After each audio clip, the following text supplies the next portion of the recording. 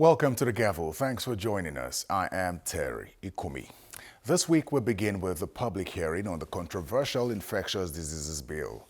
About 100 stakeholders were invited to make presentations at the two-day hearing. And interestingly, but not surprising, almost every one of them picked holes in the bill. In fact, the NCDC DG agreed that the powers allocated to that office were excessive. And the Minister of Health, whom certain provisions of the bill sought to empower, called for its outright withdrawal. The public hearing was initially not meant to happen. It is what many have described as an afterthought, following widespread condemnation from Nigerians of the Infectious Diseases Bill sponsored by the Speaker of the House and two other lawmakers. On the first day of the two-day hearing, while observing the physical distancing protocol, a cross-section of stakeholders were invited, including state governors and senators. What we are trying to do here is to set the pace, to set the agenda, have an act that will guide the activities of the governors on their houses of assembly in having a bill to manage this issue, so that there will be uniformity in handling this issue, so that we will not be handling this issue in a staccato approach as we are doing presently.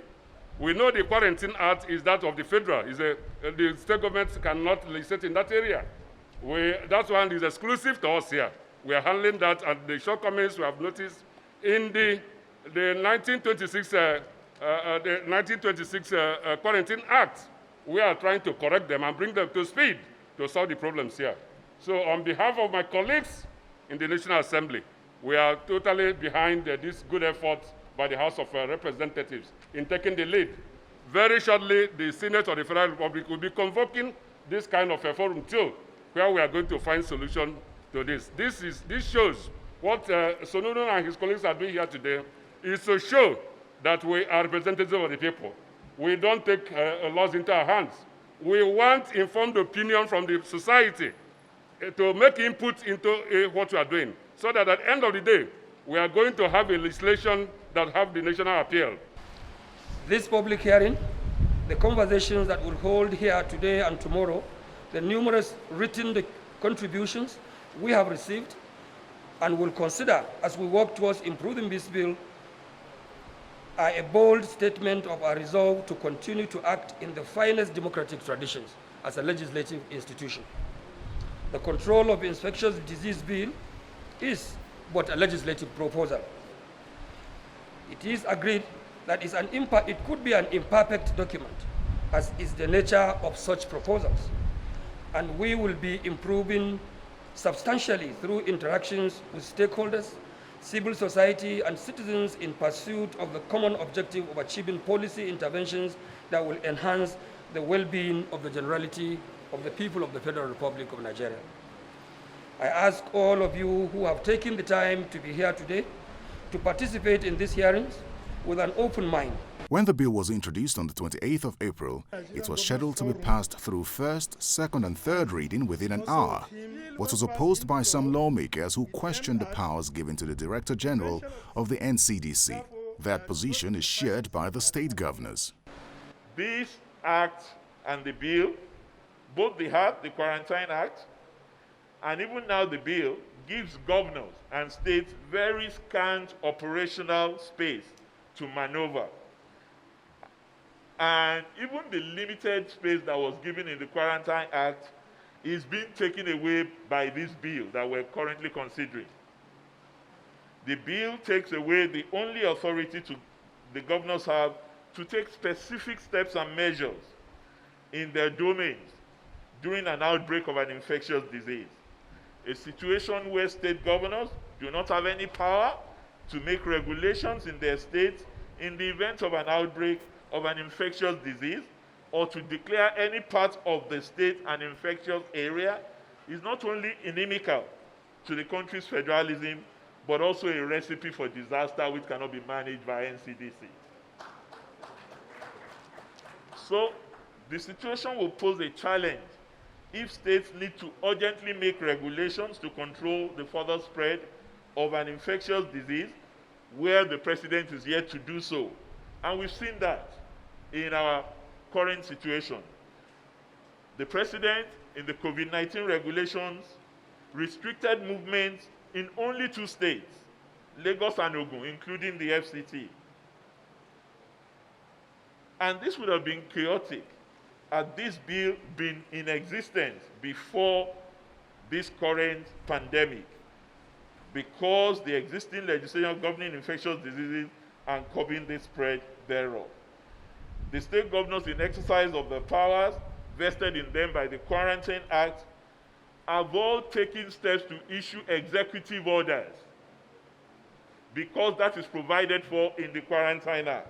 They had recommendations of their own. Provisions along the lines of Section 8 of the Quarantine Act should be inserted in the bill to allow state governors and local government chairmen the power to declare a place to be an infectious area and to make regulations, so that that power does not just reside in the Director General of NCDC in Abuja. If the governor has a reasonable fear that an area deserves to be declared an infectious area, it should be possible for that governor in the state to do that. The National Agency for Other submissions were also received from invited guests, all suggesting the same thing. We will subscribe to the rejection of this provision, which allows any public officer to subjectively and arbitrarily stigmatize and conduct and conclude that any person has contracted an infectious disease. If, for instance, we take the case of malaria and typhoid, which is included, and even any other disease, to say that subjectively, you will then be forcefully quarantined, because we must also align these issues with the provisions of our law. And those provisions have been tested severally. In fact, it has been tested that the issue of even for people to access and accept Medicare is a matter of choice. And I think these have been tested by our law. So clearly speaking, I think there are fundamental issues that have to do with law and practice, and also fundamental right of citizens that we need to actually accommodate in these laws, and we have listed them to be about 17. I want to take us to the next one, which I think is the issue of isolation of certain persons, Section 13 and 14. It is shocking that health conditions such as malaria, typhoid, etc. are categorized as grounds for arrest, detention, and isolation at discretion of the DG, rather than stigmatizing or criminalizing victims of those common but deadly health conditions. We urge the National Assembly to put in place laws and measures that will make Nigerians free from malaria, free from typhoid, and thereby making sure that every Nigerian is able to access quality health care. NAFDAC recommends that the administration of the Control of Infectious Diseases Bill be administered by competent authorities, including the Director General, NAFDAC, and other Director General subject to the directive of the Minister. The redraft will be as such, except as otherwise provided by the Act. The Director General of Nigeria Center for Disease Control, NCDC, and Director General, NAFDAC, shall, subject to any general or special directions of the Minister, be responsible for the administration of this Act. Number 2, Section 11(1) provides the Director General may, by written notice, order the destruction of any animal and the disposal of any food or water wherever found. At the end of day one of the public hearing, all the contributions seemed to suggest one thing. The intention is good, but there must be a balance between public health and human rights. Honorable. On the second day of the public hearing, at least 50 stakeholders were invited to make presentations, including the Nigeria Center for Disease Control and the Minister of Health. And just like the first day, the submissions were the same. In conclusion, Mr. Chairman, we also then added some new clauses. So because we recommended that a task force should be formed, we also then recommended what the composition of the task force should be, the objectives of the task force, the headship or the leadership of the task force, and how it should be funded. In conclusion, flowing from the contentious clauses that we have identified and the recommended amendments, made in the reviewed version of the bill. The CSO community submits that if this bill is to pass in its current state, it will create more problems than any intended good. It is to this end that we recommend that the contentious clauses be expunged or reviewed, without which its passage should be stopped and a new bill be drafted. We also advise the House to ensure wide consultation with all stakeholders so that we can have a bill that indeed represents the voice of the people and aligns with democratic principles. If you look at the powers given to the Director General, they are powers that seem to be draconian and applicable in a military regime. The finality of the decisions of the Director General seem to suggest it is outside the jurisdiction of courts. The Director General has powers to take over property without approaching the court for that. There is provision for arrest without warrant. Arrest without warrant should be where somebody has committed an offense in the face of the law officer, but that's not the case here. And knowing that in the hand of our law enforcement officers is going to put a lot of Nigerians in jeopardy.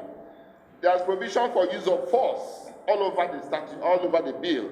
We have also observed that the bill in reference was copied as a copy and paste from the Singaporean Infectious Disease Act of 1977. In our opinion, this lacks the local context that is peculiar to us as Nigerians, and we do not align completely with the copy and paste ideology of a Singaporean bill, which does not reflect the International Health Regulatory Act. Subsection 6.2 on medical examination and treatment. We recommend that rather than have an X-ray, we have radiologic investigation, and we also recommend an addendum of any other medical evaluation as may be deemed fit with respect to the particular disease.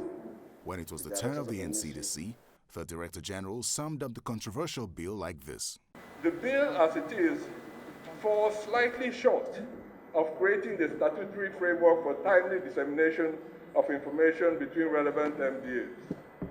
Number 4, the absence of timelines of information sharing and notification to responsible organizations such as the World Health Organization should be added to the legislation to reflect the responsibilities of the country in terms of the international health regulations of which Nigeria is a signatory. The bill also needs to comply with the requirements of the international health regulations more generally. The bill in its current form does not establish an adequate human rights safeguard, and the emphasis on the use of force to achieve the objectives may exacerbate these existing challenges, generate public resistance, and undermine the efforts of NCDC and other competent authorities to manage outbreaks of infectious diseases. Finally, NCDC also thinks that the bill, as drafted, gives excessive powers to the Director General of the Nigeria Center for Disease Control. These powers need to be carefully evaluated for the future of our country. Even the Minister of Health, whom the bill also supposedly favors, gave it a shake of the head. I shall start by straight away, first of all, giving the prayer of the Ministry of Health. It is that the Federal Ministry of Health, the prayer of the Federal Ministry of Health, that this memorandum will be useful to assist the committee in considering amendments of the Nigeria Center for Disease Control and Prevention Act of 2018, an amendment of the Quarantine Act of 1926 in place of this infectious disease bill of 2020. This is the position of the entire Federal Ministry of Health. Welcome back. You're still watching The Gavel. Our next report is on the revised 2020 budget passed by the National Assembly. It was raised from 10.51 trillion naira submitted by the President to 10.81 trillion naira. Now, while the budget was reviewed downwards by the President due to funding issues caused by the COVID-19 pandemic and the drop in crude oil price, the lawmakers say they raised the figure because they believe the loan requests of the President, which have now been approved by them, can fund the new budget. The bill 24 hours after the Senate stood down consideration of the revised 2020 budget for not capturing the 186 billion naira proposed for the health sector, it has been passed by the House of Representatives. In an exclusive telephone conversation with the Deputy Majority Whip, Nkiruka Onyejocha, she says the money is captured in the service-wide votes. And we appropriate for several.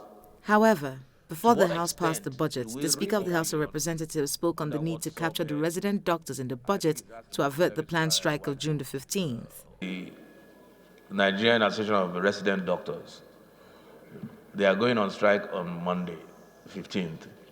They are withdrawing all their doctors from isolation centers and hospitals. We met for about 3 hours. One of their major complaints was the issue of Residents Doctors Act, which is not being implemented. It was passed in 2017 and is not being implemented.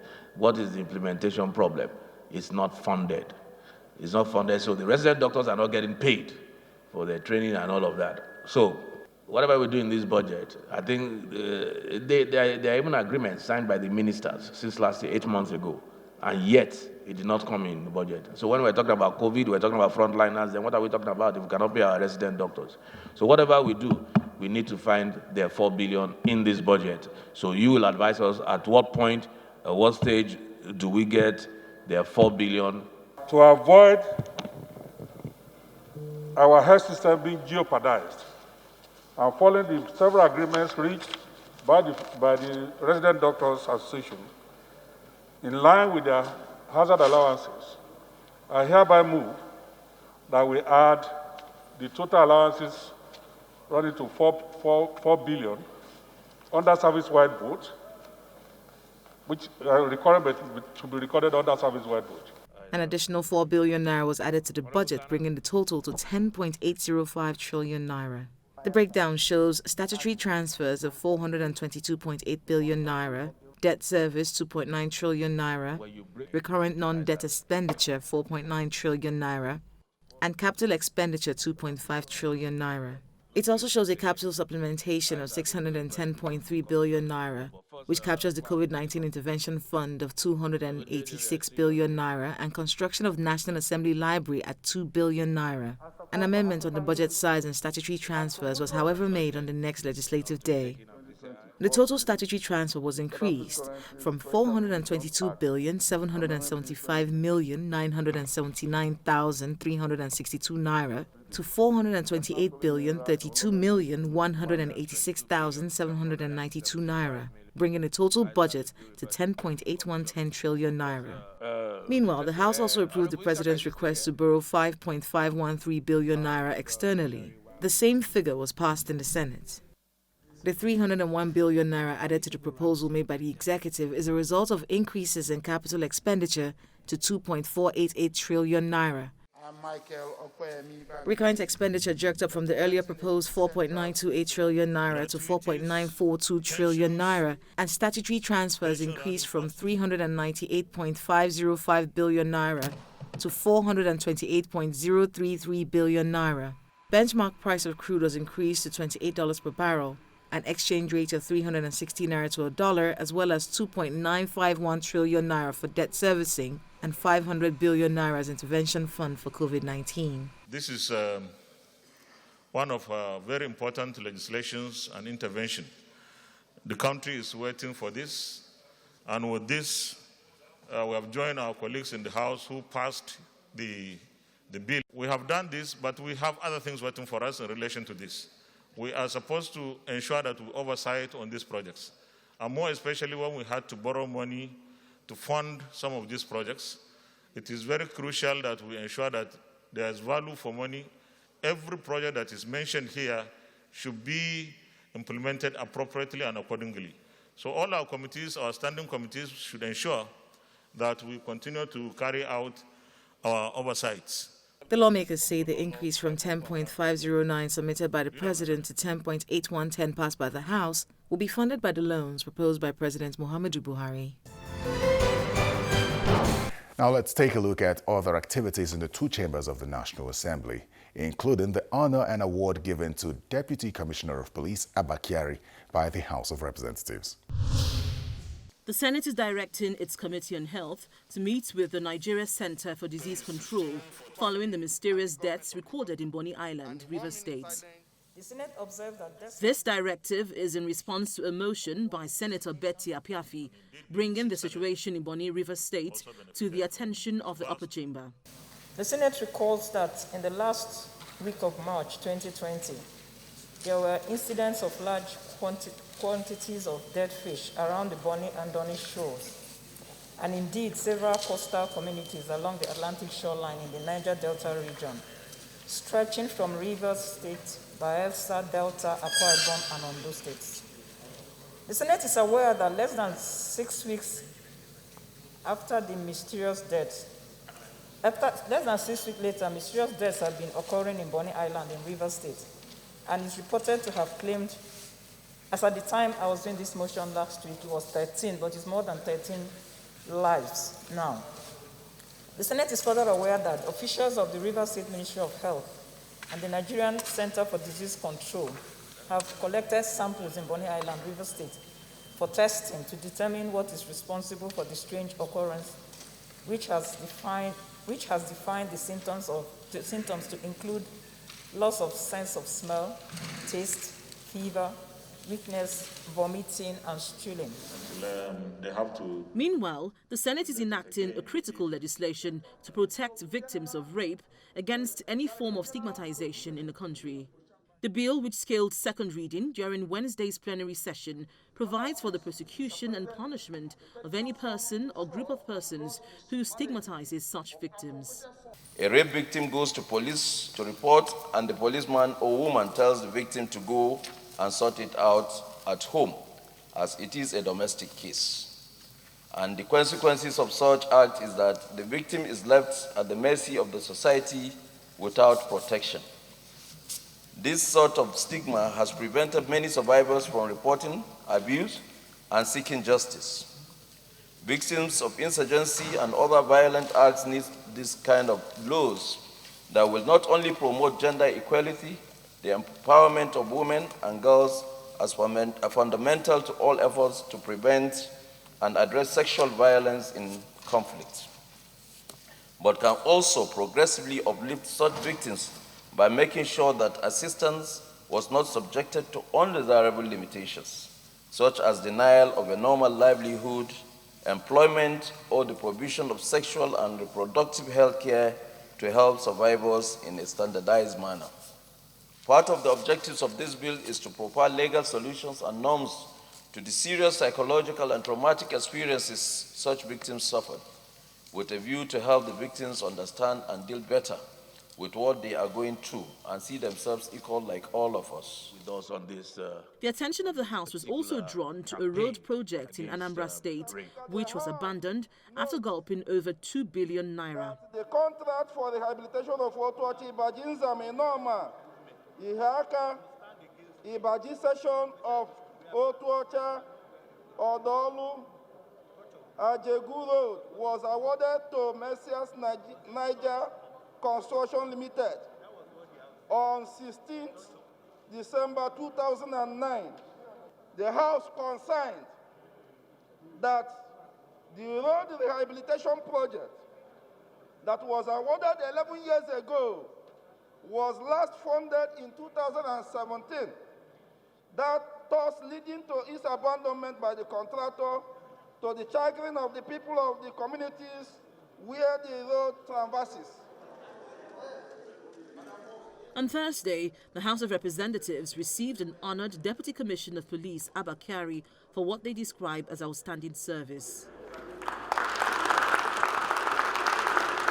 DCP Kyari heads the Inspector General of Police Intelligence Response Team.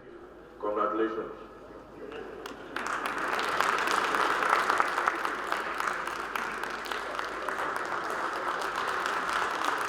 His team is responsible for the arrest of some notorious criminals across the country, such as kidnap kingpins Chukwudi Onwamadike, also known as Evans, and Bala Hamisu, also known as Wadume. Others are killers of the late Chief of Defense Staff Alex Bade and kidnappers of President Muhammadu Buhari's ADC's father-in-law. As a special commendation I'm appealing to the federal government to give him a national honor